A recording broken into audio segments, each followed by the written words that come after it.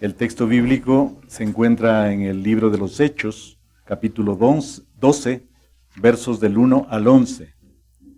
Reitero, el libro de los Hechos, capítulo 12, versos del 1 al 11. Y la bendita palabra del Señor dice lo siguiente.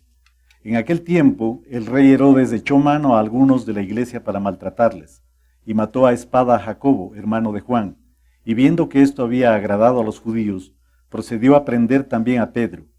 Eran entonces los días de los panes sin levadura, y habiéndolo tomado preso, le puso en la cárcel, entregándole a 4 grupos de 4 soldados cada uno, para que le custodiasen, y se proponía sacarle al pueblo después de la Pascua. Así que Pedro estaba custodiado en la cárcel, pero la iglesia hacía sin cesar oración a Dios por él. Y cuando Herodes le iba a sacar, aquella misma noche estaba Pedro durmiendo entre 2 soldados, sujeto con 2 cadenas, y los guardas delante de la puerta custodiaban la cárcel.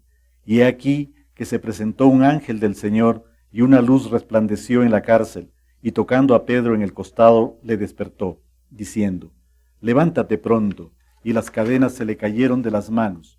Le dijo el ángel, «Cíñete, y átate las sandalias», y lo hizo así, y le dijo, «Envuélvete en tu manto, y sígueme», y saliendo, le seguía.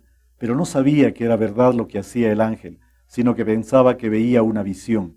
Habiendo pasado la primera y la segunda guardia, llegaron a la puerta de hierro que daba a la ciudad, la cual se les abrió por sí misma, y salidos, pasaron una calle, y luego el ángel se apartó de él. Entonces Pedro, volviendo en sí, dijo, «Ahora entiendo verdaderamente que el Señor ha enviado su ángel, y me ha librado de la mano de Herodes, y de todo lo que el pueblo de los judíos esperaba».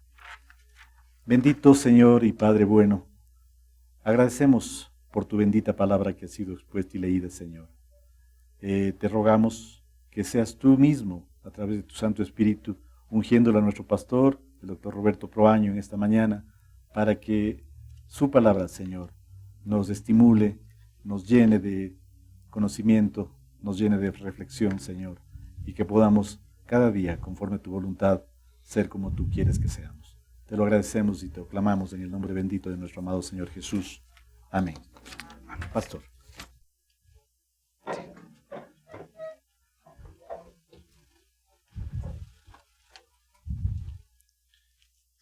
Este es el momento trascendental porque se trata de la palabra de Dios, que tiene poder y que puede tocar corazones aún de la manera inesperada.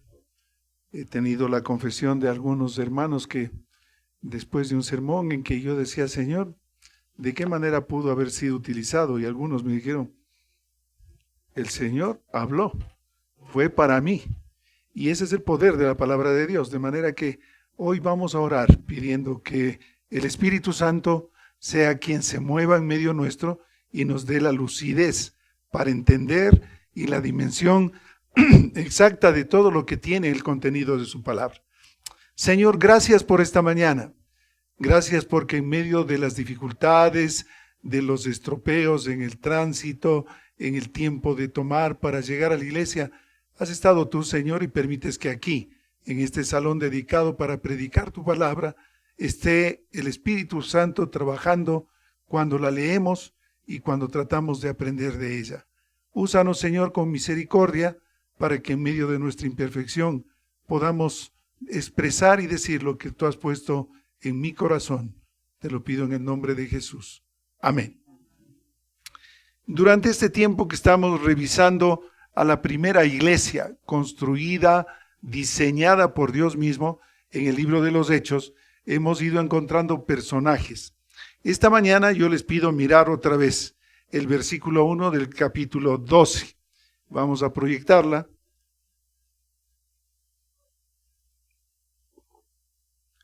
Y en el mismo tiempo, el rey Herodes echó mano a maltratar a algunos de la iglesia.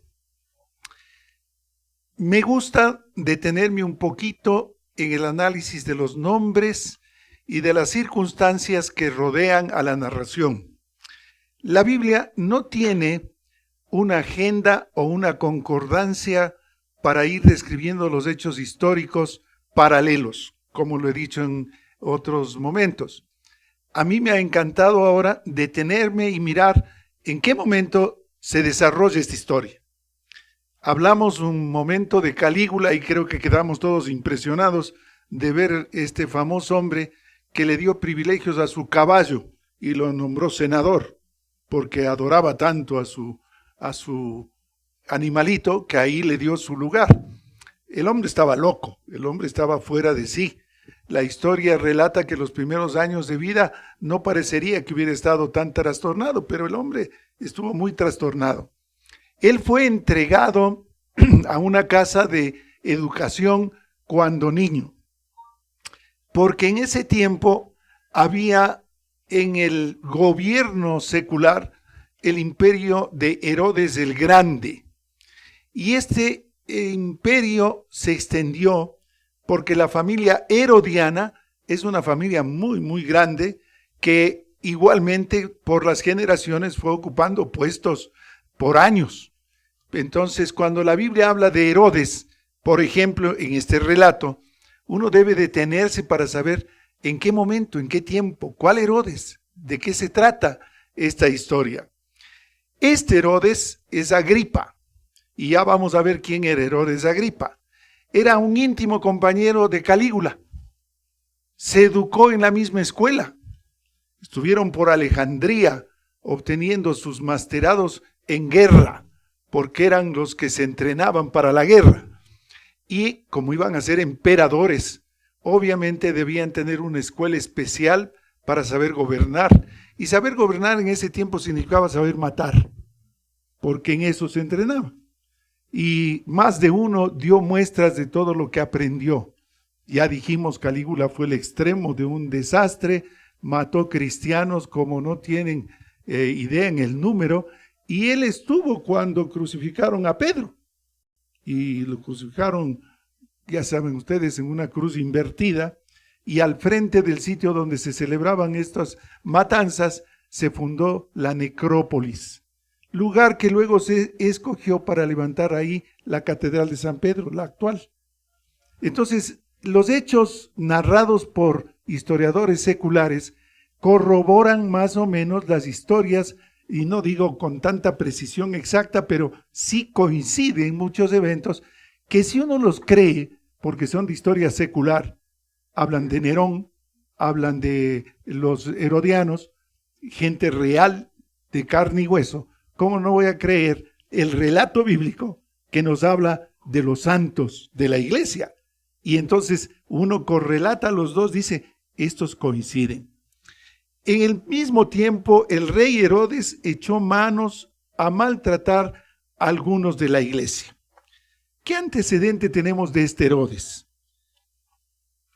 Voy a leer este pasaje de Mateo 14 del 1 al 12.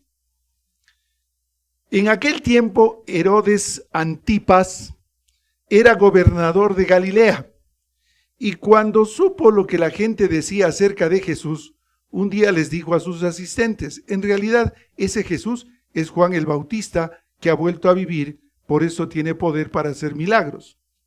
¿Y por qué decía esto? Porque el antecedente de la presencia de Juan el Bautista para este Herodes Antipas era, y la coincidencia de nombre, antipático, porque por eso será que era Antipas, porque no le resultaba grato. ¿Qué era lo que pasaba? Voy a mostrar un poco un resumen de la genealogía de los Herodes. Vamos a ver, mi hermano Paul, si logramos poner, solo para tener un pequeño recuerdo. Este gran Herodes, el Herodes el Grande, era bien hogareño, tenía hogares por todo lado, hijos los que se le ocurrían. Y entonces él tuvo estas mujeres, una de las pocas que podemos señalar: Mariam Maltase, Mariam II, además iba repitiendo el nombre, pero ya con un upgrade. Este era Mariam II, y Cleopatra. Este Herodes obviamente tuvo hijos con cada uno. A nosotros nos va a interesar mirar esta unión de donde sale Aristóbulo, Agripa I, Agripa II, porque estos trascienden en la narración bíblica, aunque no se mencionen exactamente, y en algunos pasajes dice, y Herodes estuvo ahí, pero ¿cuál Herodes? Aquí nos vamos a referir a este Herodes, que era el nieto del gran Herodes. Este se había robado a la mujer de Herodes el Filipo, y estaba viviendo, y Juan el Bautista aparece en la escena y lo manda a matar. Por eso cuando aparece en la narración de Mateo, dice lo siguiente: cuando supo lo que la gente decía acerca de Jesús, un día les dijo a sus asistentes: en realidad ese Jesús es Juan el Bautista, porque había una identidad clara espiritualmente hablando entre Juan el Bautista y lo que Jesús estaba predicando. Y este Herodes, que ya le dio por muerto a Juan, dice: no, ha vuelto a resucitar el Juan. ¿Por qué? Tiempo atrás se dice el por qué. Juan el Bautista le había dicho a este Herodes: lo que has hecho no está bien. Herodías es la esposa de tu hermano Filipo. Perdóneme que estoy hablando de este, ¿no? Luego hablaremos de este. Pero dice, le robó la mujer a Filipo. Estás viviendo en pecado. Te has robado la mujer de tu hermano, le dijo Juan el Bautista. Y él se quedó sin mayor reacción porque era cierto. Pero la mujer era la que reaccionó, y en mala manera.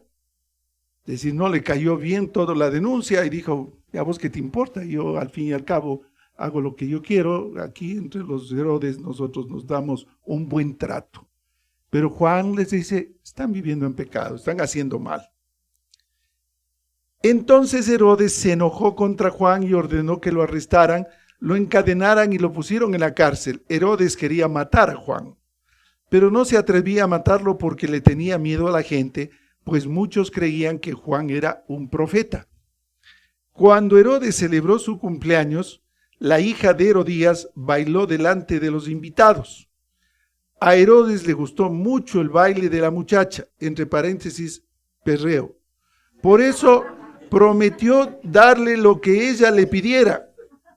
Y Herodías escuchó eso y convenció a su hija de que le pidiera a Herodes la cabeza de Juan el Bautista.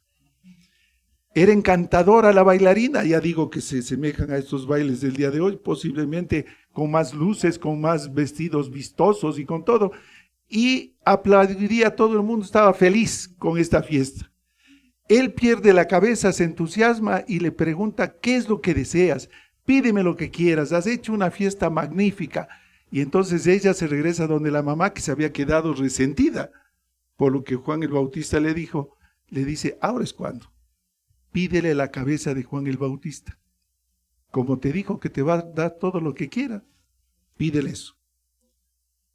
Al oír esto, Herodes se puso muy triste, pues había prometido darle todo lo que ella le pidiera y no podía romperse una promesa hecha delante de sus invitados.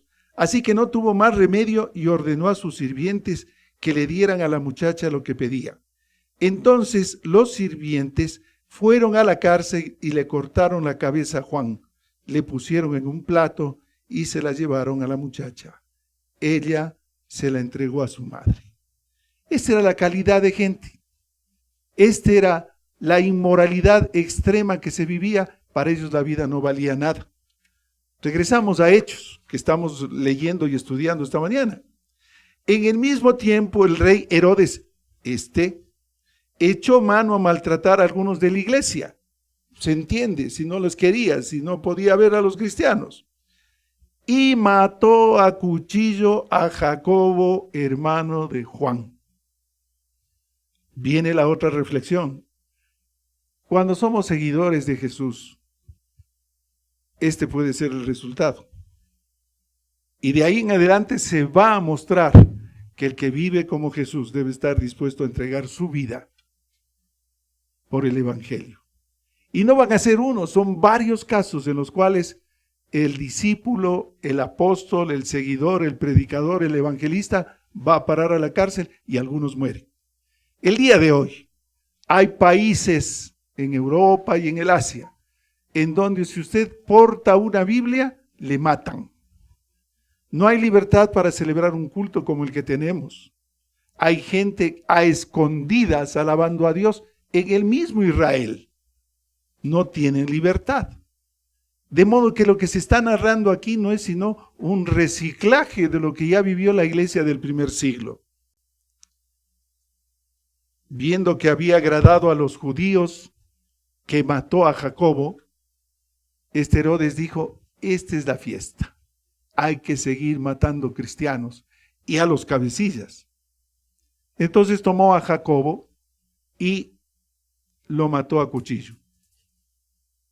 Si usted se fija, hay una lista de los apóstoles en Mateo, y voy a permitirme hacer otro alto para cotejar los datos.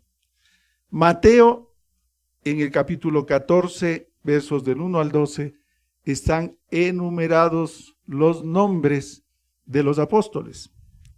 Simón Pedro, ¿quién no lo conoce? Andrés, Santiago, hijo de Zebedeo, su hermano Juan, y a este ponga la atención porque es al que nos vamos a referir. Felipe y Bartolomé, Tomás y Mateo el publicano, Santiago, hijo de Alfeo y Tadeo, Simón el cananeo y Judas Iscariote. Cuando usted revisa los 12 nombres, encuentra que hay unos parecidos. Este Santiago, hijo de Zebedeo, que era hermano de Juan, no tenía nada que ver con otros a los que llamaban Santiago también, y Simón, el mismo Simón Pedro, pero había otro que era diferente. Y cuando querramos estudiar la vida de cada uno, lo cual es fascinante, hay que ir tomándolos bien con pinzas para no confundir el personaje. Esta mañana estoy sacando a Jacobo, a quien se le nombra como Santiago, hijo de Zebedeo, hermano de Juan. Y también se lo conoce en la literatura bíblica como Santiago el mayor, porque hay uno que es Santiago el menor, cuya distinción es que era hijo de Alfeo. Esa es otra historia. Este Santiago, que es Jacobo, no es sino el patrono de España. En homenaje a él, los 25 de julio de cada año, hay mucha gente peregrinando haciendo el Camino de Santiago. Y esto se ha hecho famoso por lo que tiene que ver el tema turístico, el tema emblemático de levantar dineros para una iglesia que queda en la Compostela, en donde se presume que está enterrado Santiago, Jacob. Pues a este Santiago, Herodes lo sacó a la plaza pública y lo acuchilló y lo mató. Y toda la gente, los judíos que no eran cristianos convertidos, festejaron esta masacre. Pero como era tiempo de Pascua y ya venía la hora de la Pascua, entonces dijo, ya no voy a seguir matando. Porque en la lista de espera estaba Pedro.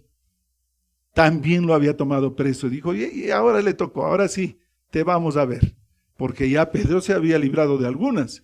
Y esta vez dijo, aquí cayó Pedro. Mata a Jacobo. Y sigue el relato diciendo que lo tomó preso Pedro, pero era entonces los días de los ácimos, día de la Pascua. Y ahí no había cómo hacer más ejecuciones.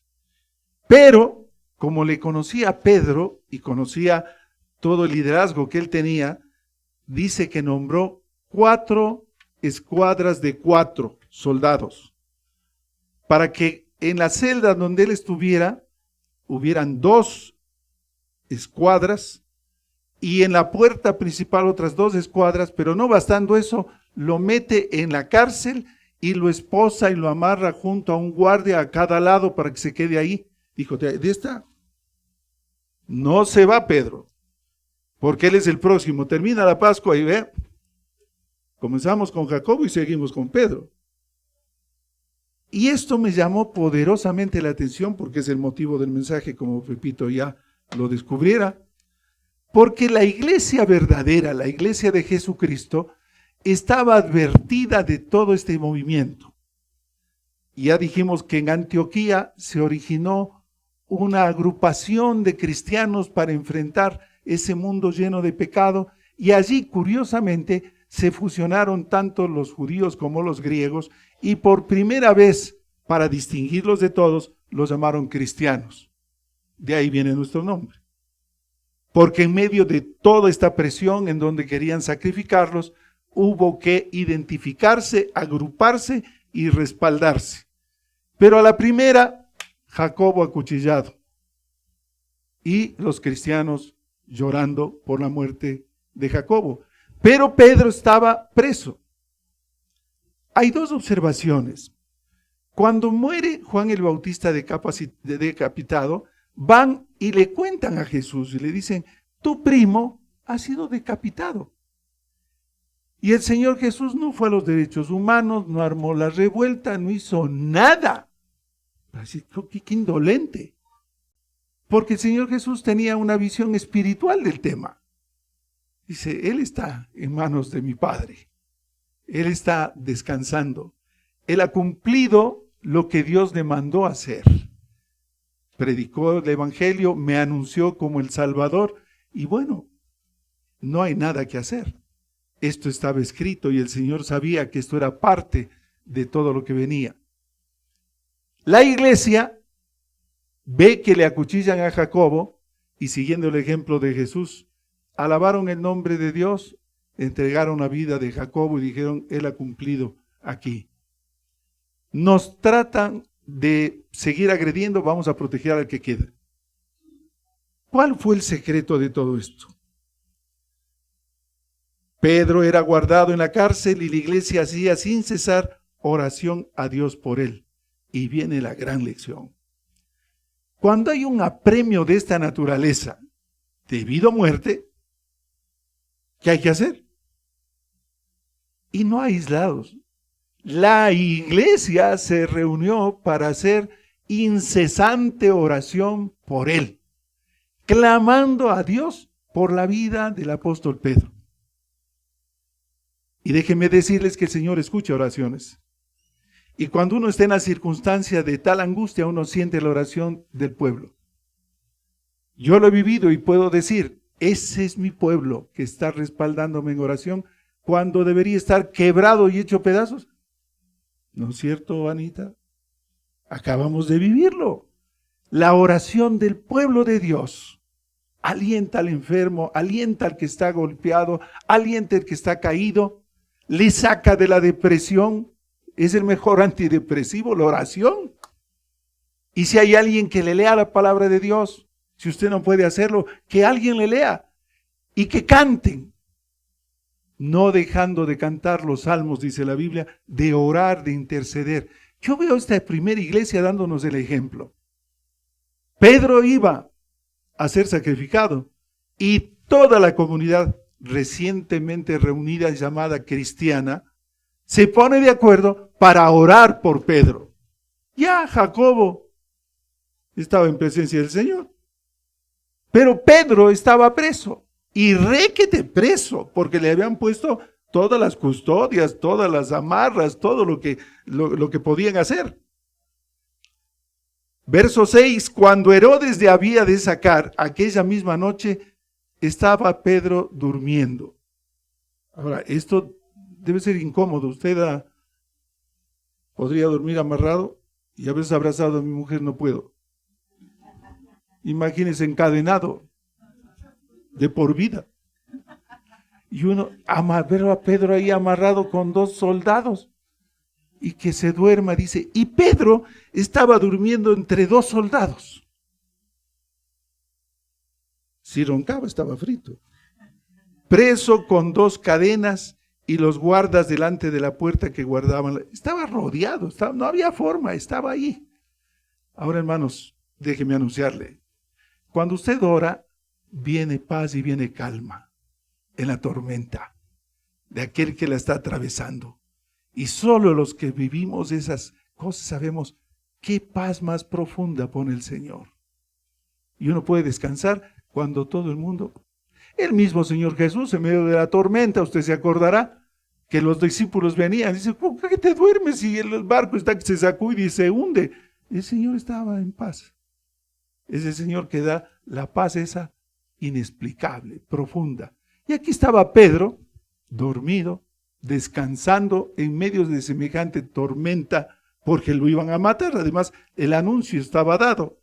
Él ya vio que Jacobo se murió, lo acuchillaron, que ha de dormir con ese pendiente. Si me van a acuchillar a mí también, que va a dormir. Pero dice la Biblia lacónicamente, Pedro estaba durmiendo. Puede ser la situación más angustiosa.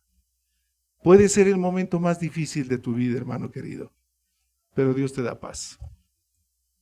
Y te da paz como para mostrar al mundo que no importa las prisiones, las presiones, las dificultades, Dios da descanso. Y él estaba muy seguro en manos de Dios. He aquí el ángel del Señor sobrevino mientras él estaba dormido, y una luz resplandeció en la cárcel, e hiriendo a Pedro en el lado, le despertó diciendo, levántate prestamente, y las cadenas se le cayeron de las manos. Yo repito, si la historia secular me cuenta estas historias del César, de Nerón, de Calígula, y creemos, ¿cómo no voy a creer lo que espiritualmente la Biblia está narrando que Dios hizo? Él estaba amarrado, encadenado. Viene el ángel y le dice, Pedro, despiértate, levántate. Y se cayeron las cadenas, y en cambio los que dormían profundamente eran los soldados. Con escopolamina sería, Pablito. Pero estaban cao. Y se cayeron las cadenas. Pedro estaba viviendo un momento especialísimo además, porque el ángel del Señor lo estaba visitando. Yo me imagino que él haría lo que todos, ¿no? Pégase una peñiscadita, será de aquí, seré yo, a mí mismo. Porque uno dice, ¿cómo, Señor, me distingues? ¿Cómo, Señor, tú tienes cuidado de mí? ¿Cómo es que yo estoy viviendo algo que parece una ilusión? Le dijo el ángel, cíñete y átate tus sandalias. Y lo hizo así, y le dijo, rodéate tu ropa y sígueme. Es interesante, se han armado discusiones un poquito banales sobre esto. Como no usaban pantalones, le dijo, ponte la bata rápido. Y usaban túnicas y usaban cosas, y hay gente discutiendo, no, dices que sí usaban pantalones. No, oiga, aquí le dijo, vístete con lo que tienes, levántate, Pedro. Y Pedro se ciñó su ropa y saliendo le seguía. Y no sabía que era verdad lo que hacía el ángel, más pensaba que veía visión. Esas alucinaciones, un poco de realidad, un poco de mentira, me imagino que le estaba arrobado por lo que el Espíritu Santo estaba haciendo, y él siguió. Él siguió. Cuando el Señor abre puertas, abre. Y cuando el Señor la cierra, la cierra. Y aquí está Pedro viviendo esa realidad. el Espíritu Santo le había puesto en presencia del mismo Señor y le mandó un ángel, que además con una buena linterna le iba guiando, porque esas celdas, esas mazmorras deben haber sido húmedas, oscuras y todo, y se caen las cadenas, se levanta, le viste, ponte las sandalias y sígueme. Y Pedro comienza a seguirle, a seguir la luz que emanaba este ángel.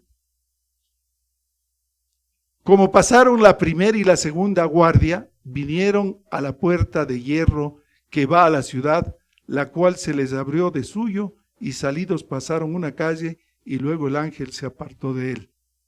El ángel les llevó hasta afuera. Esas escuadras de soldados estaban ahí montando guardia, y eran escuadras con 4 soldados bien dispuestos. En total habían 16, más los 2 que estaban amarrados, 18 para cuidarle a él solito. Y ni cuenta se dieron. Yo quisiera que vayamos a la Biblia. Leamos Salmos 46, 1 y 2. Porque tiene lecciones que vienen al punto. Cuando usted lee los Salmos a veces no sabe a qué se refiere.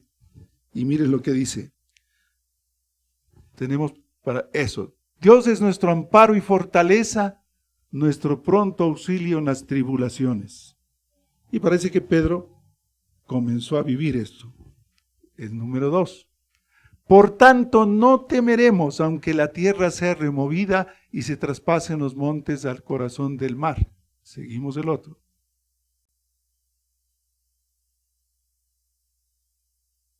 Y aquí Pedro no hace sino quedarse quieto. Aunque bramen y se turben sus aguas y tiemblen los montes a causa de su braveza. Mediten esto. Selah. Si decimos que Dios es nuestro amparo y fortaleza, nuestro refugio en las tribulaciones, no debe ser de labios para afuera. Debe ser porque vivimos alguna circunstancia de estas en donde estamos expuestos o a vivir lo que Dios promete o a ser incrédulos, decir, ¿será? Y hoy quiero desafiarles a 2 cosas. Aprender a mostrar la necesidad para que la iglesia se una en oración. No hay cosa más linda que la comunidad. La iglesia se ponga junta a orar incesantemente por algo muy importante.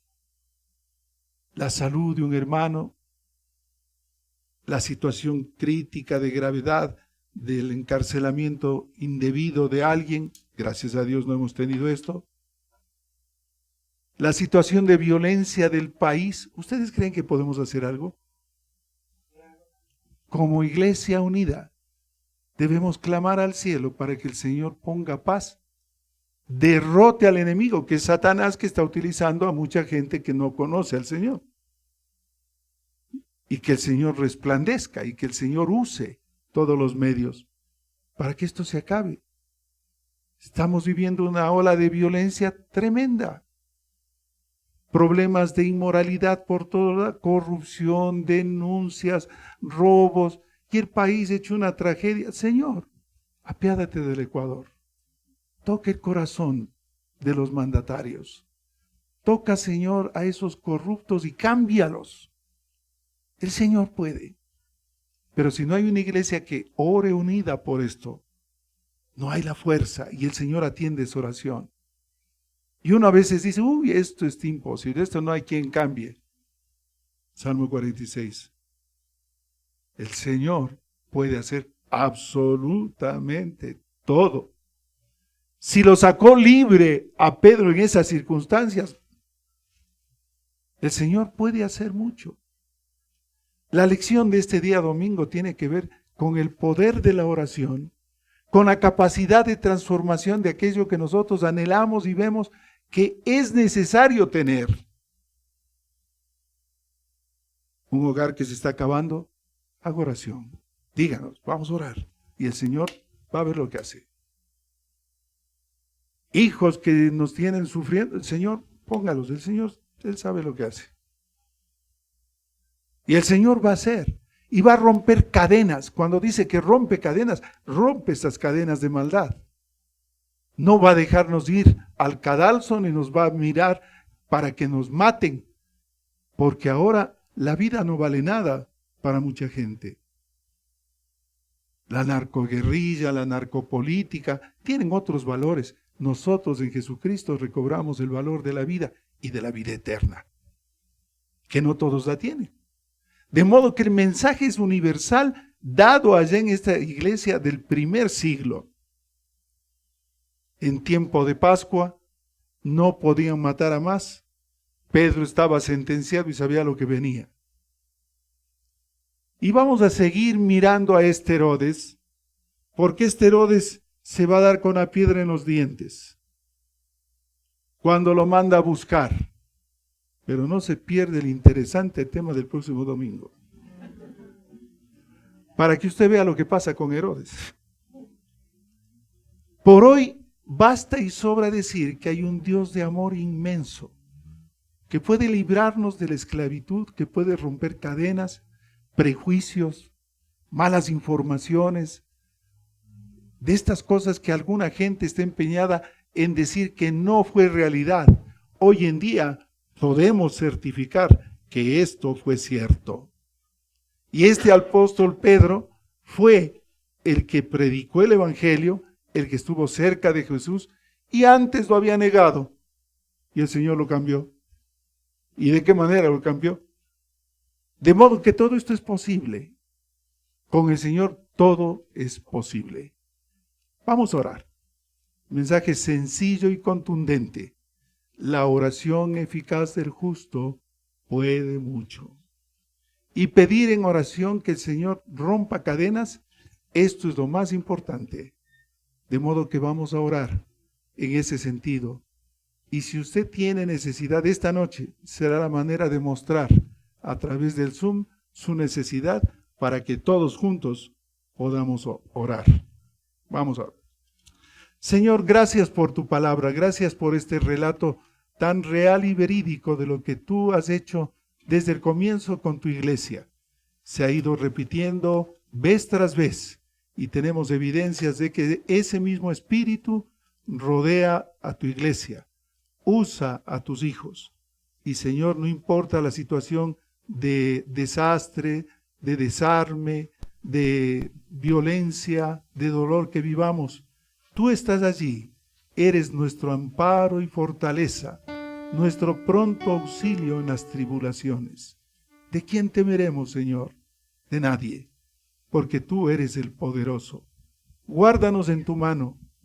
Permítenos, Señor, seguir caminando por fe en un mundo que está lleno de dolor, de angustia, sin esperanza.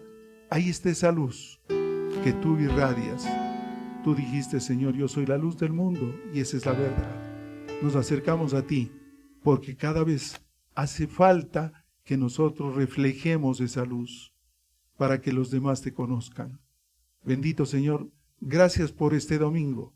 Gracias por esos niños a los que podemos dar también tu palabra. Gracias por los maestros. Gracias por cada uno que toma su misión, que toma su espacio para rendirte culto. En tu nombre, Jesús, oramos. Amén.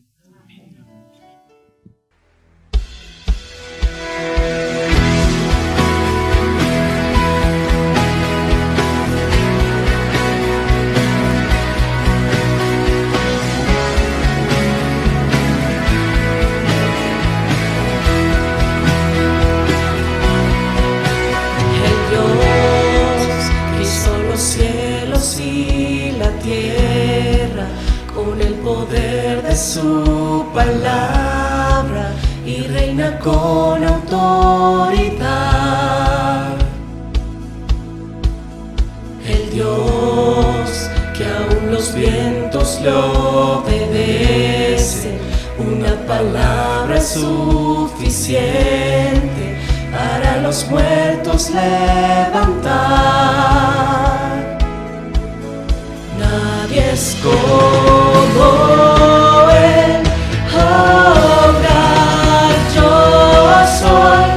Tú eres el Dios que adoramos, todopoderoso y soberano, grande misericordia y poder para salvar. Tú eres el Dios que adoramos, quien derrotó la muerte y el pecado. Glorioso Redentor y Rey, te adoramos.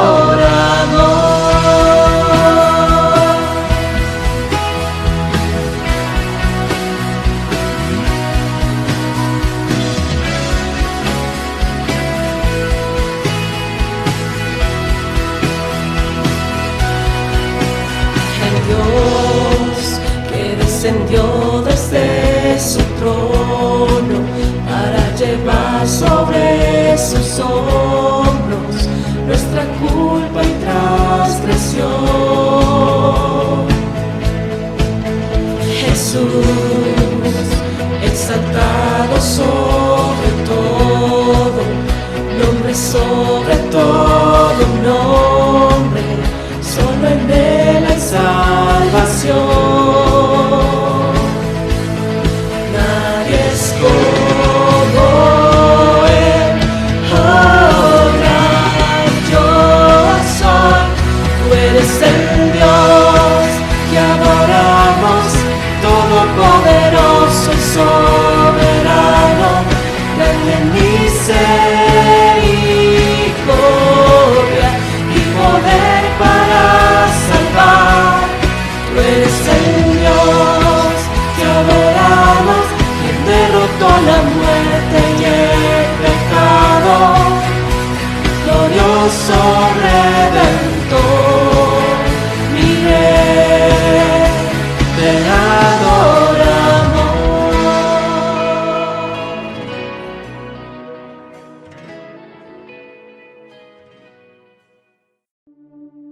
Gracias por participar en esta celebración desde tu hogar. Damos gracias a Dios por la oportunidad de escuchar su palabra. Recordemos siempre que como una sola iglesia nos mantenemos unidos en oración con cristianos alrededor del mundo. Nuestra actitud frente al mundo siempre será de constante alabanza y adoración a Jesucristo, con oraciones de súplica y agradecimiento. Bendiciones a todos.